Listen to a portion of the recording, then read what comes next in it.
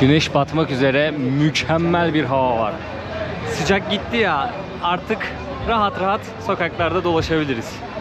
Selamlar dostlar, nasılsınız? Umarım herkesin keyfi de iyidir, sağlığı da iyidir. İyidir, güzeldir her şey. Ben iyiyim, keyfim yerinde. Halen Ürdün'deyim. Bir süre burada seyahat ettim biliyorsunuz. Artık Ürdün'le ilgili kafamda bazı şeyler oturmaya başladı. İstedim ki bir video yapayım. Buraya çok fazla turist geliyor Türkiye'den. İstedim ki bir video yapayım. Burada Türk lirasıyla kaç para harcarsınız? Turist olarak geldiniz. Nereleri gezersiniz? Nereleri görebilirsiniz? Ne aktiviteler yaparsınız? Ve aşağı yukarı hani bu aktiviteler konaklamadır, yiyecektir vesairedir ne kadar para tutar? Bir fiyat bilgilendirmesi gibi bir video yapayım istedim. Bastım kameranın kayıt tuşuna. Azerbaycan'da bununla ilgili bir video yapmıştım. Güzel de geri dönüşler aldım. Dedim bari burada da çekeyim bir tane ayrılmadan. Ülkeye gelir gelmez yapmak istemedim çünkü hiçbir şey bilmiyorum. Dedim ki sonlara doğru yapayım ki ben de bilgileneyim biraz. Bir de kendim gidip görmüş olayım. Fikirlerimi de söyleyeyim. Vallahi sokaklar canlı. Sokaklar mis. Zaten Ürdün'e geldiğiniz zaman ilk olarak Amman'a, buraya geleceksinizdir. Çünkü Türkiye'den Amman'a oldukça fazla uçuş var dostlar. Aşağı yukarı böyle 4.000 lira ile 7.000 lira arası benim gördüğüm uçuşlar. Bunun da bilgisini vereyim ama tabii ki siz yine de fiyatlandırmalara kendiniz bakın. Skyscanner isminde bir uygulama var, aynı zamanda bir web sitesi. Oradan bakabilirsiniz fiyatlara. Abi geliyorsunuz buraya, 2 saat Türkiye'den uçuş mesafesi. Amman'a iniyorsunuz. Çok fazla zorlayacaklarını düşünmüyorum ülkeye girerken. Yani ne yapacaksın, ne edeceksin gibisinden böyle size sorular sorarlar. Hoş geldiniz derler, ülkeye adımınızı atarsınız. Bunu 2 videoda bahsetmiştim. Burada tekrardan bahsedeceğim. Oy ne güzel koktu ya. Vallahi çok güzel koktu. Selamünaleyküm abi. Oo mis mis. Şimdi indiniz havaalanına, tamam mı? 2 opsiyon var merkeze gelebileceğiniz. Cebinizde paranız var, hiç uğraşmak istemediniz. Biniyorsunuz taksiye, 25 dinar veriyorsunuz. Yaklaşık 40 dolar yapıyor. Hemen merkeze geliyorsunuz. Cebinizde paranız yok. Önce bir otobüse biniyorsunuz. O otobüs sizi bir terminale götürüyor. O terminalden de taksiye binip merkeze geliyorsunuz. Bu da aşağı yukarı 8-10 dinar arası bir şey yapıyor. Hello. Selamünaleyküm. Nasılsın? İyi misin? Hayır. Ay kurban oldum, konuşamadı. Heyecanlandı. Ne yapıyorsun? Türkiye. Türkiye. Türkiye. Aha. والنعم والله. Vallahi çak. الله يسعدك. Çak. ايش اسم صفحتك؟ Ne? ايش اسم صفحتك؟ يوتيوب فيسبوك YouTube aha. YouTube. Burak Durgun. Bakarsınız. فورك Burak Durgun. Çocuklar kameraya atladı. Hazır böyle bir şeyle karşılaşmışken söyleyeyim. Videonun ilerleyen kısımlarında da karşılaşırız diye ümit ediyorum. İnsanlar çok sıcakkanlı. Kameraya hiç öyle sıkıntı yapan görmedim şimdiye kadar. Herkes bayağı sıcakkanlı. Türkleri çok seviyorlar. Şu ana kadar çok iyi ağırlandım burada. Onu söylemek zorundayım yani. Bunu söylemem gerekiyor. Ne diyordum ya? Ha, otobüse biniyorsunuz, geliyorsunuz. Bunları zaten ilk videoda göstermiştim. Geldiniz, burada konaklama, hostelde konaklayabilirsiniz, paylaşımlı odalarda ya da otelde konaklayabilirsiniz. Hosteller 8-10 dolardan başlıyor. Oteller de gördüğüm kadarıyla 16-17 dolar civarından başlıyor. Artık alabileceğine, bütçenizin yettiğine kadar çıkıyor otel fiyatları. Vallahi enerji depolamak lazım şunlardan içip ya. Thank you, şükran. Burada kullanacağınız kilit kelime şükran. Herkes salça olacak çünkü size, tamam mı? Gelene geçene selamünaleyküm, şükran. Açamayacağı kapı yok. Bak bu 2 kelimenin açamayacağı kapı yok. Bir de keyfak dersiniz, nasılsın demek. Öğrendim 3-5 kelime. Akşamları çok daha kalabalık oluyor. Çünkü sıcak. Özellikle yazın buraya gelmeyi düşünüyorsanız bence birkaç kere daha düşünün. İnanılmaz bir sıcak var. Yani Temmuz ayında, Ağustos ayında burası yanıyormuş ya. Bütün Ürdün için aynı şeyi söylüyorlar. Yanıyormuş yani. En temizi ilkbahar ya da sonbahar dönemi gelmek. Amman'da yapılacak en güzel aktivitelerden biri. Hediyelik eşya dükkanı gezmek. Çok güzel şeyler var. Rengarenk şeyler var. Selamünaleyküm. Video çekebilir miyim? Video çekmeyeyim. Ha, çekeyim mi? Sağ ol amca. Şükran. Çok güzel şeyler var. Mesela bunların da fiyatlarını söyleyeyim. Yarım dinar 1 dinar, tamam mı? Hatta bazen kampanya yapıyorlar. Böyle 4-5 tane alıyorsun, 1 dinar veriyorsun. Şöyle yandan bakınca silaha benziyor ha Ürdün haritası. Burası bir krallık bu arada dostlar. Ürdün Haşimi Krallığı. Ama şeriatla yönetilmiyor. Onu söyleyebilirim. Yani kadınlar istedikleri kıyafeti giyebiliyorlar diye ben şu ana kadar gördüm ve öğrendim. Çünkü insanlar düşünüyor. Orta Doğu'ya kesin şeriatla yönetiliyordur. Kadınlar kapanmak zorundadır falan gibisinden böyle bir algı olabiliyor.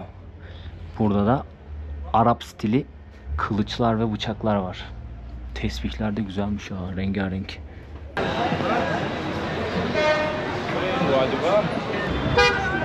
Burada karşıdan karşıya geçmek istiyorsanız atlayacaksınız abi yola. Başka türlü yol vermiyorlar.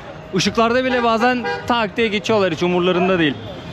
Hazır dükkana girmişken, paralardan da bahsetmişken size Ürdün parasını göstereyim. Şu elimdeki 1 dinar 45 TL yapıyor bugünün kuruyla. Yani aşağı yukarı 45 TL. Çok uzun bir süredir de bu seviyede gitmiş. Bir sene önce 28 TL civarındaymış. Bir senede bayağı bir değer kaybetmiş paramız. Yani hemen hemen 2 kat daha değerlenmiş Ürdün parası diyeyim, ya da bizim para değer kaybetmiş diyeyim. Size hemen şu Roma tiyatrosunu göstermek istiyorum. Şimdi oraya doğru yürüyorum.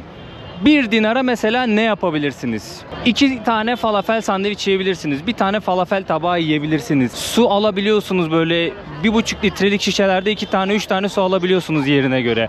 Yani aslında 1 dinara yapılacak bir sürü şey var. Şu an aç değilim ama akşam birazcık acıkırım diye düşünüyorum. Bir restorana gideriz, fiyatları da göstermeye çalışırım sizlere. Ama şimdiden söyleyeyim, cebinizde 3-5 dinar arası bir para varsa çok güzel bir yemek yersiniz. Buranın mutfağı çok lezzetli bu arada. Ben sadece tatlılarını beğenmedim. Künefe denedim mesela. Hiç bizim ağız tadımıza göre değil. Çok ama çok ağırdı. Böyle yağı tuhaftı, peyniri birazcık böyle tuhaftı, lezzetsizdi. Hoşuma gitmedi açıkçası tatlı ama yemekler gayet güzel. Falafeldi, kebaptı. Yani sayamayacağım kadar lezzetli mezesi ve yemeği var Ürdün mutfağının. Zaten bize de oldukça yakın. Buralar da bayağı canlı ha. Ne güzel. Cıvıl cıvıl valla. Herkesin elinde bayraklar, bir şey kutluyorlar. Şimdi burası Roma tiyatrosu dostlar. 6000 kişilik Roma tiyatrosu. Ürdün'e geldiğim video değil de bir sonra, hani ilk gün videosu paylaşıyorum ya. Burayı geziyorum. Bileti nereden alıyorsunuz? Hemen şu köşede bilet ofisi var. Anlatıyorum zaten o videoda. Şükran, teşekkürler. Türkiye. Türkiye. Aha. And YouTube? Yes, evet. Şükran. I am channel YouTube. You have YouTube channel. Söyle, tell. Will subscribe and like. Okay, eyvallah. Welcome. Teşekkürler. Şimdi aldınız biletinizi, buraya girdiniz, tamam mı? Ne yapacaksınız başka? Karşı tarafta şey var. Amman Kalesi var. Amman Kalesi'ne çıkabilirsiniz. Bakın burada insanlar var hatta. Amman Kalesi'ni de gezebilirsiniz. Gel Jordan. Kanka senin... Jordan good. Jordan good. Ne güzel. I love you, Jordan. Tipin ne güzel senin öyle ya. I love you, Jordan. I love you Türkiye. I love you Turkey. I love you Turkey. I love you Türkiye, Türkiye. Jordan, I love you too. Eyvallah. Benim de İngilizcemi unutturdular ya. Amman Kalesi var karşıda. Oraya da bilet alarak giriyorsunuz. Videoda yine oradaki süreci de gösteriyorum. Hikayelerini de anlatıyorum her iki tarafın. Her şeyi gösteriyorum yani, anlayacağınız. Amman'a geldiğinizde bunları yapabilirsiniz dostlar. Jordan. Jordan. Halayla. Halayla ya Resulallah. I love Jordan. To welcome Jordan. احنا من جوردن، احنا اردن. Aşkım Burak. كيف حالك؟ شلونك؟ احلى تحيه تركيه من جوردن الاردن. Jordan good. جود فور جود. مش حدا قدنا احنا بالاردن، احنا بالمدرج. Ahşap.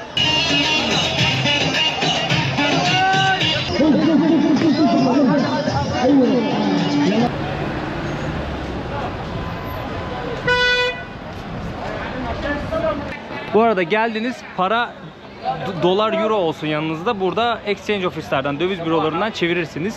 Kura da mutlaka bakın, yani 1-2 ofise sorun çünkü farklı kurlar olabiliyor. Zararına bozmayın parayı.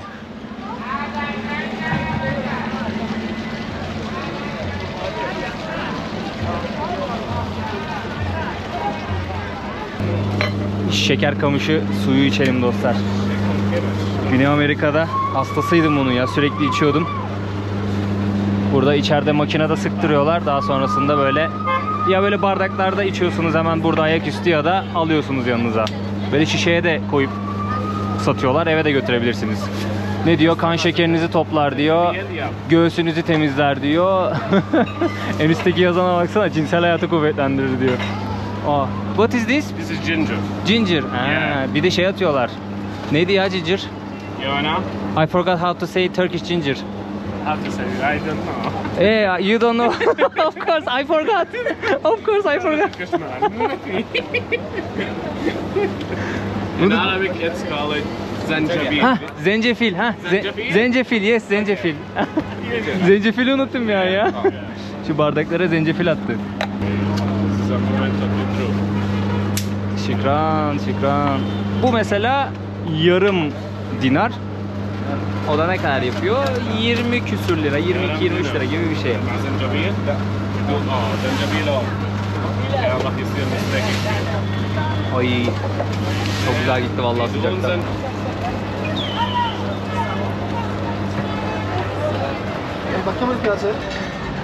Şu köşedeki dükkan dondurmacı. Sürekli bir içeride bir hareketlilik var orada, bir canlılık var.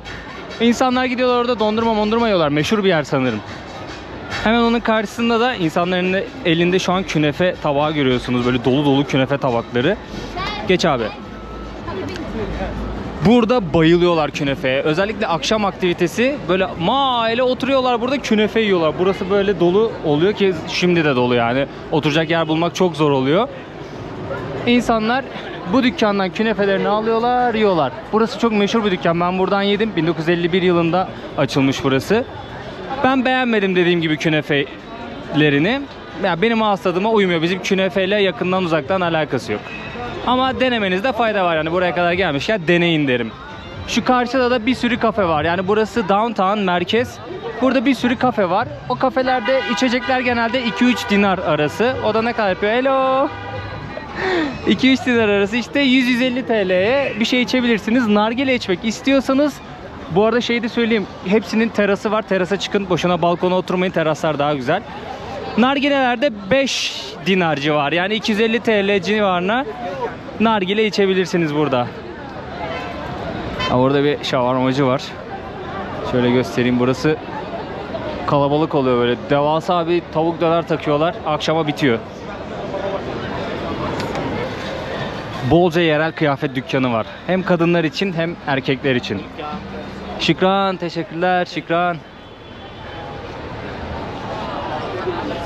Burada közde satıyorlar. Burası da nargile dükkanı. İçeride nargileden tütüne her şey var. Sigara migara da vardır. Böyle közde satıyorlar.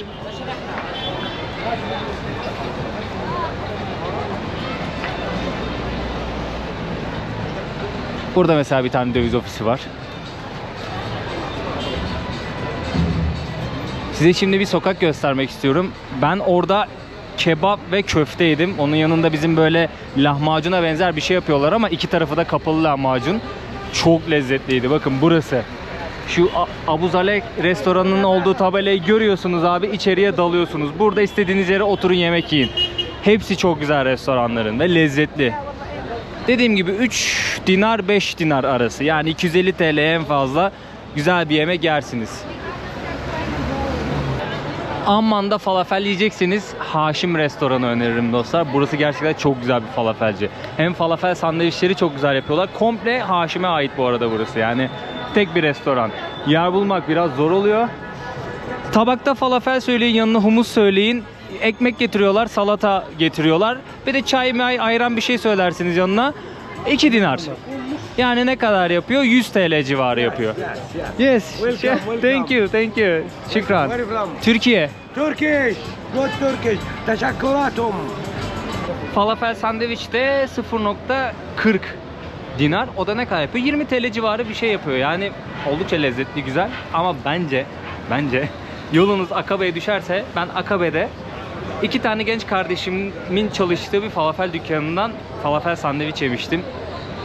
Şahsen Ürdün'de yediğim en iyi falafeli o çocuklar yapıyordu. Gerçekten dolu dolu, kocaman ve falafeli aşırı lezzetliydi.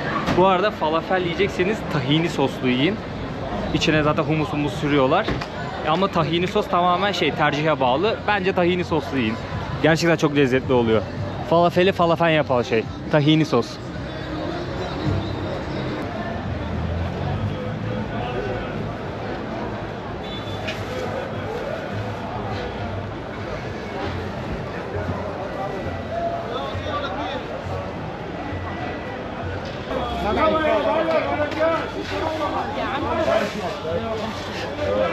Amman'a geldiniz. Tarihi yerleri gezdiniz. Ara sokaklarını dolaştınız. Birazcık sokaklarda kayboldunuz. Sıra neye geliyor? Çarşı pazar gezmeye geliyor.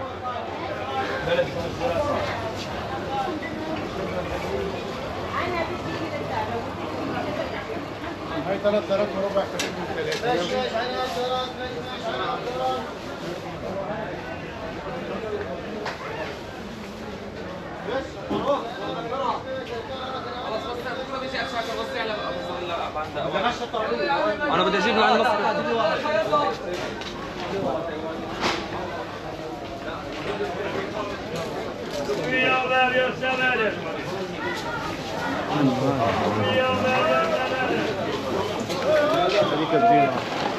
Market arabası taşıyanlar buradaki müşterilerin eşyalarını belli bir yere kadar götürmeyi teklif ediyorlar. Bu şekilde geçimlerini sağlıyorlar. Mesela bu çocuk. Böyle market arabası var. Bu amca da öyle. İnsanların eşyalarını taşıyarak para kazanıyor. Belki bahşiş usulü, belki sabit bir ücreti vardır. Bilmiyorum onu. ابو زين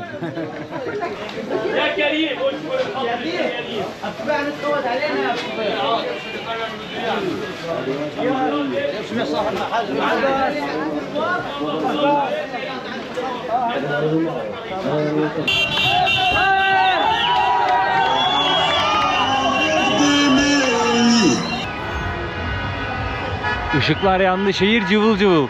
Şu an şehir ışıl ışıl cıvıl cıvıl.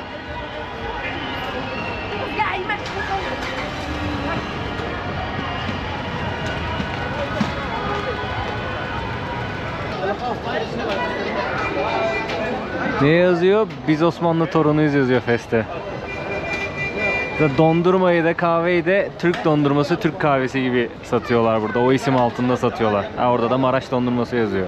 هاتي هاي خذي هاي يلا هاي انا اسف خذي هاي ايوه هاي تعالي والله انا غلبتك هاتي هاي هاي هاي تفضل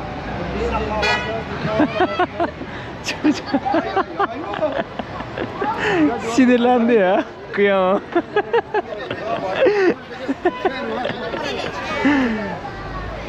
Çocuklar çabuk geriliyor bazen.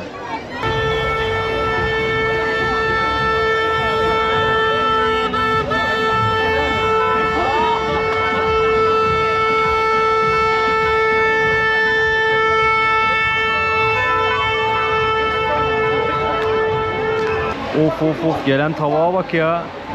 Arkadaşlar, Ürdün'ün milli yemeği mansaf. Pilav, üzerinde kuzu eti, üstünde de bademleri böyle kesip doğramışlar, üzerine serpiştirmişler. Bayağı büyük bir tabakmış yalnız bu ya. Yanında da böyle yoğurdunu getiriyorlar, çorbası gibi. Üstüne döke döke yiyorsunuz.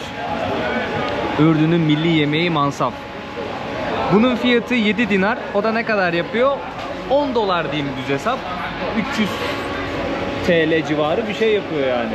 Yanında bir tane lavaş, bir de böyle salata getirdiler. Afiyet olsun. Bu çokmuş ya. Yarım kilo et var burada. Güzelmiş ha. Gerçekten söyledikleri kadar varmış. Yoğurt dökünce daha da lezzetli oldu. Hakikaten yoğurt dökünce daha da lezzetli oldu. Yalnız bu 2 kişi bile bitiremez bunu. 3 kişi yemesi lazım bunu. Gerçekten tam 3 kişilik bir yemek. Lezzetli bir yemekti ama birazcık ağır ve bol kepçe koymuşlar ya. Hem eti bol hem pilavı bol. Böyle çok aç 2 kişinin anca bitirebileceği, normal açlık seviyesinde 3 kişi gayet de rahat yer o yemeği. O sosu güzelmiş ama o sosu dökmeyince birazcık yavan oluyor bu arada. Sosu dökün mutlaka.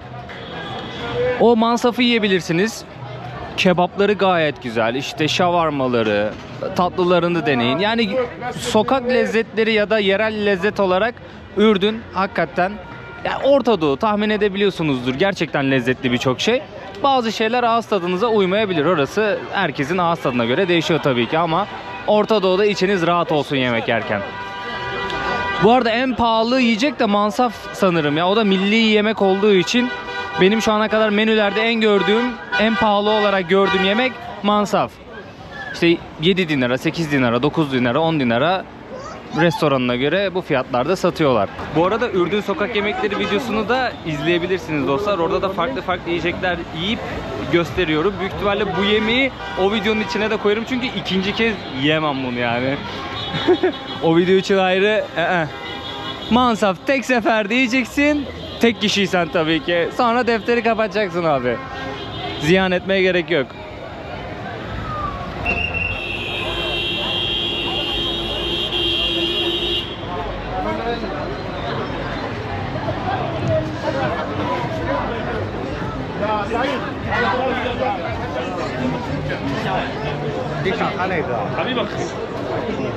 Şimdi gelelim Ürdün'de nereleri gezip görebileceğiniz konusuna. Amman'a indiniz, burayı gezdiniz, tamam. Burası bitti. He? Çek. Eyvallah. Daha sonrasında tabii ki herkesin Ürdün'e gelme sebebi Petra. Petra'ya gidiyorsunuz abi. Orayla ilgili de videom var. Detaylı bir şekilde orayı geziyorum. Bütün süreci anlatıyorum. Turistler için 50 dinar giriş ücreti. 70 dolar yapıyor. Eğer 2 gün üst üste Petra'yı ziyaret etmek istiyorsanız 2 günlük bilet alıyorsunuz. 55 dinar yapıyor. 3 gün gezerim ben diyorsanız 3 günlük bilet alıyorsunuz. Yanlış hatırlamıyorsam o da 60 dinardı. Bir de Petra'nın gece turu var. O apayrı bir bilet, apayrı bir aktivite oluyor. Gece Petra'yı ziyaret ediyorsunuz. Yanlış hatırlamıyorsam 15 dinardı. Ya bunu çok net hatırlamıyorum. Yanlışsa kusura bakmayın. Mutlaka zaten görmeniz gereken bir yer Petra. Yani şahane bir yer. Videomu da izlerseniz daha detaylı bilgi alabilirsiniz. Nasıl bir yer, nasıl bir rota izlemeliyiz, orada detaylı bir şekilde anlatıyorum. Bunun dışında Vadi Rum'a gidebilirsiniz. Ben ne yazık ki gidemedim. Bedevilerle kalabilirsiniz. Birazcık turistik bir aktivite, pahalı bir aktivite ve her tur şirketiyle güvenilir bir şekilde gidemiyorsunuz. Yani bazen size o söyledikleri şeyleri sağlamıyorlarmış. Bir turla gidecekseniz iyi araştırın derim. Yani güvenilir bir turla gidin. Memnun kalın yaptığınız aktiviteden. Bunun dışında Akabe'ye gidebilirsiniz. Kızıldeniz'de dalış yapabilirsiniz Akabe'de. Başka ne yapabilirsiniz? Bir sürü vadi var. Vadi Rum gibi bir sürü vadi var. Bu arada Petra ve Vadi Rum'un olduğu bölge dünya üzerinde Mars'a en çok benzeyen bölge olarak geçiyor. O yüzden mutlaka görün derim. Birçok vadi var. Bunları ziyaret edebilirsiniz. Ölüdeniz var, yani Lut Gölü. Orayı ziyaret edin derim mutlaka. Bir de geriye ülkenin kuzeyi kalıyor. Kuzeyinde de güzel böyle gezilebilecek tarihi yerler ve doğal güzellikler var. Orayı da bir araştırın. Vaktiniz, zamanınız, bütçeniz varsa orayı da plana dahil edin derim. Bu videoda ve bütün Ürdün seyahatim boyunca fiyatlardan bahsettim. Çünkü buraya gelen olursa o fiyatlardan faydalansın diye. O fiyatlara bir bakın. Bu videoda söylediğim fiyatlarla bir karşılaştırın. Konaklamaydı, yeme içmeydi, ondan sonra bu biletle girebileceğiniz tarihi yerlerde aşağı yukarı kabataslak bir rakam çıkıyordur zaten. İçine uçak biletini de ekleyin, aşağı yukarı harcayacağınız şey zaten biliyorsunuzdur. Hani ne kadar hediyelik eşyalarım, ne kadar yemek yerim, onu siz biliyorsunuz. Aslında ortalama bir bütçe çıkarılabilir yani bu videolardan. Yani o yüzden ben fiyatları söylüyorum videolarda. Arkadaşlar bu videoluk benden bu kadar. Anlatmak istediğim şeyleri anlattım diye düşünüyorum. Umarım eksik vesaire bir şey yoktur. Varsa da affola, yani aklımdan uçup gitmiştir. Bütün Ürdün serimi izlediğiniz zaman zaten bahsettiğim şeylerden az çok parça parça bilgiler bulacaksınız. Umarım buraya seyahat ettiğinizde keyifli geçer, güzel geçer. Instagram'dan ben mesajlarıma dönmeye çalışıyorum ya da vaktim oldukça YouTube yorumlara cevap yazmaya çalışıyorum. Soruları yanıtlamaya çalışıyorum. Oradan da bana ulaşabilirsiniz. Keyifli geçsin, güzel geçsin seyahatiniz. Bir sonraki videoda görüşmek üzere diyelim. Bu videoda olumlu yorumlar alırsa ve her gittiğim ülkede bu tarz bir konsept yaparım yani Türk lirasıyla nasıl gezilir konsepti gibi. Aslında çok sık yapılan bir başlık ama neden olmasın? Devam ettiririz yani konsepti. Kendinize iyi bakın. Videoyu beğenirseniz, yorum atarsanız, eşinize dostunuza paylaşırsanız çok sevinirim. Adios amigos. Kaçtım ben. Bayağı kalabalık var. Beynim döndü, nevrim döndü ya.